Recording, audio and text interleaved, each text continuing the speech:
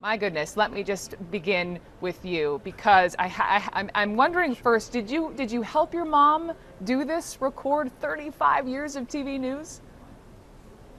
Well, certainly I was involved at the beginning of it, and I don't think anybody really visited the home without being drawn into the vortex. This was a kind of a consuming passion. So, yeah, I was around for the beginning of it, and on periodic visits back home, of course, you'd help out, and you'd see the scale of the operation.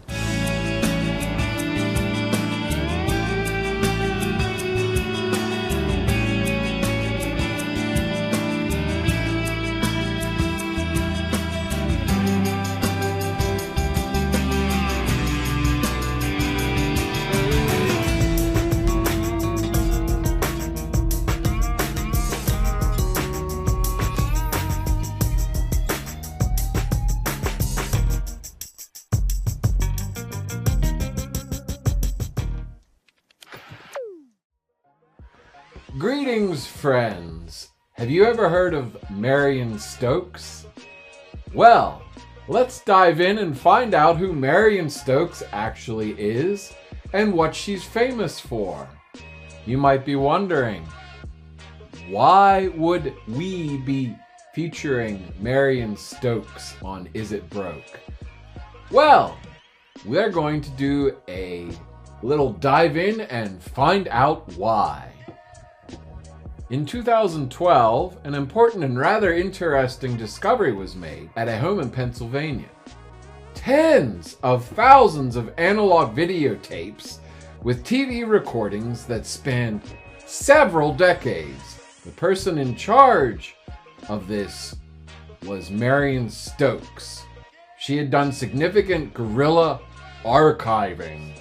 She was a television producer, a businesswoman, an investor, a civil rights activist, a librarian, and one of the most famous archivists of all time. In the 1960s, Marian started out by working as the librarian at the Free Library of Philadelphia. However, because she was under investigation from the FBI due to Marian and her husband's alleged communist activities, she was fired, but would then later be one of the founding board members of the National Organization for Women.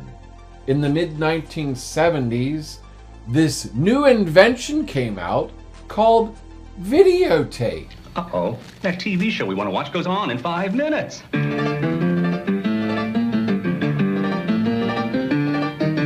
America, stop rushing your life away just to catch a TV show.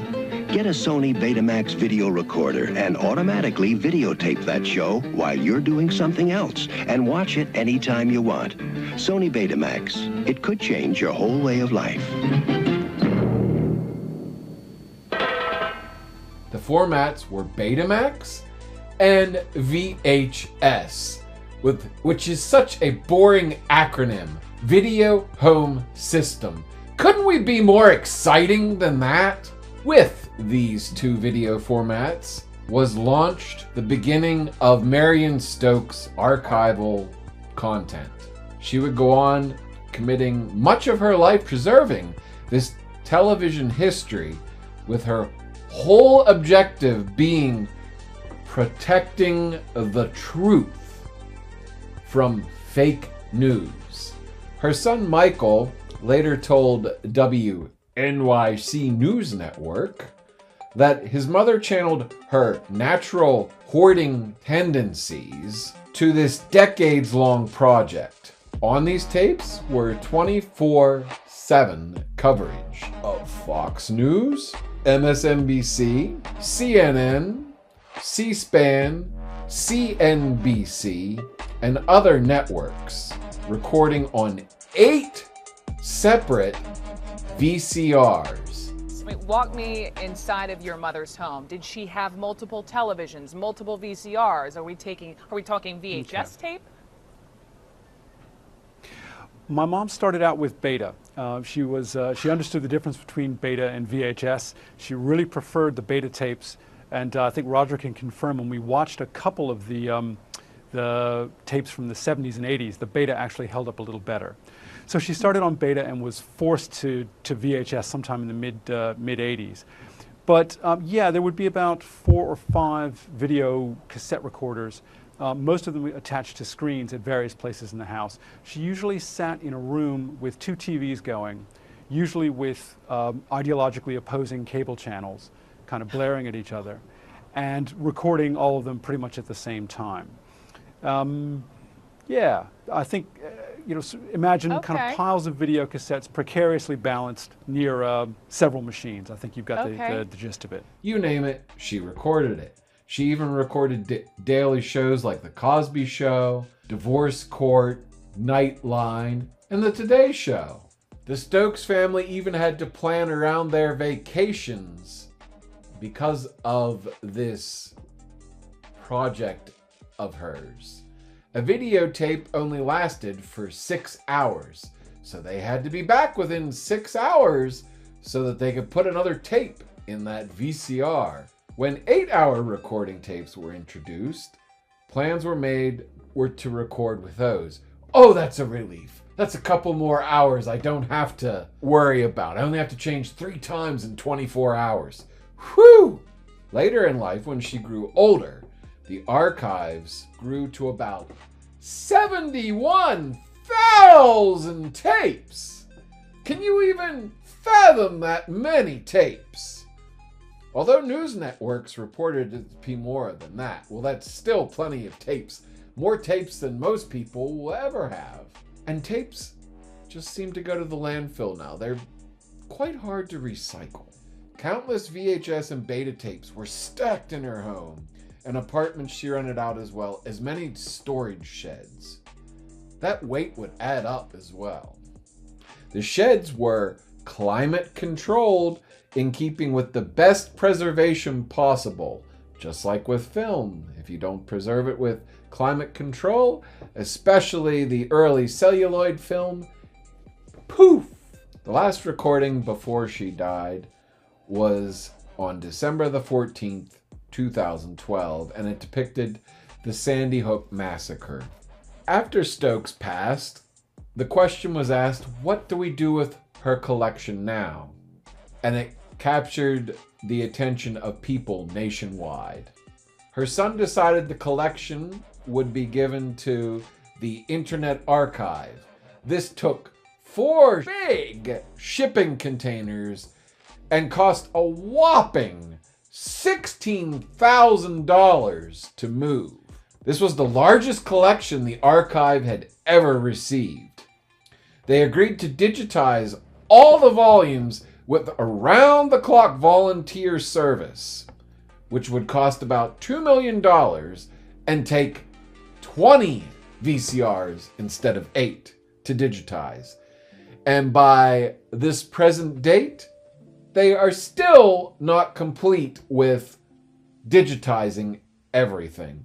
What do they do with all of this once it's been digitized? Where does it go then?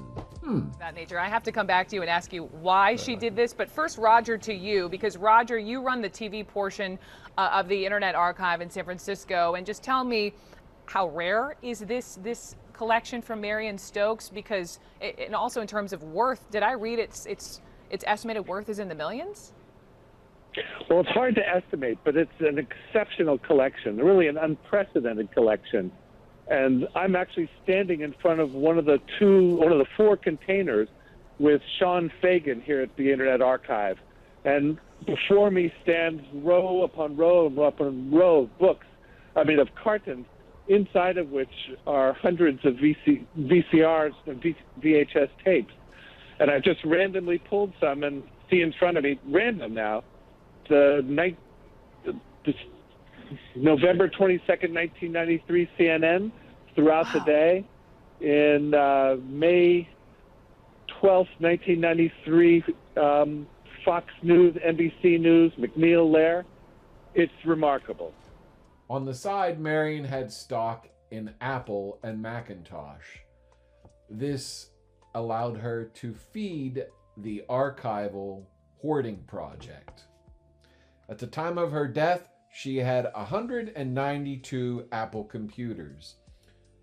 Boy, that would probably go back a ways, and those older computers, people are really getting interested in them now. She also collected daily papers and monthly periodicals and had 40,000 books. She also collected dollhouses and toys. Why did your mom, was she fascinated by history? Did she have a love of television, a tad eccentric? All of the above? Tell me. Certainly all of the above. I mean, my mother had been a political activist in the late 50s, early 60s. She understood the power of media to shape public opinion. And when cable news became a significant shaper of public opinion, starting with CNN in 1980, she knew this would have an effect, and she wanted to record it all. She really also had a kind of deep, abiding faith in people, that if people had access to a wide range of information, they'd make good decisions. And she wanted to make sure that as much information from as many sources as possible was kept. And the Internet Archive's vision is very, very synchronous with my mom's vision. Stokes truly had a remarkable vision, as odd as it seemed to others, but intriguing to everyone else. That was 1/3 of a century that she recorded worth of television with entertainment and news.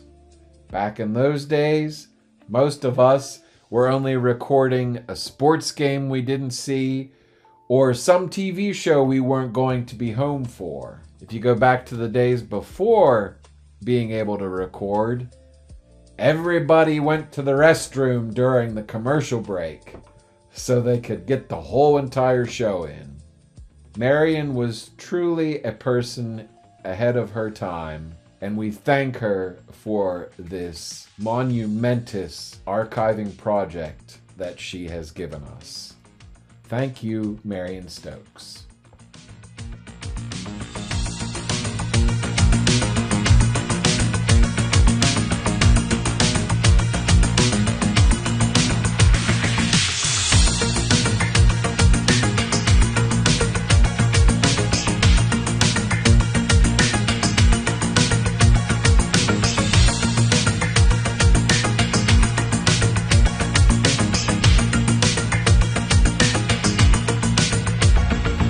Always wear your wife's fabric softener? What? That's where it went. Still using that white sheet. Try Cling-Free, the Do-It-All softener. Do it all? Look, the white sheet's paper thin, but Cling-Free's thicker, does more. Only Cling-Free combines super softeners, static stoppers, a fresh fragrance, and a deodorant.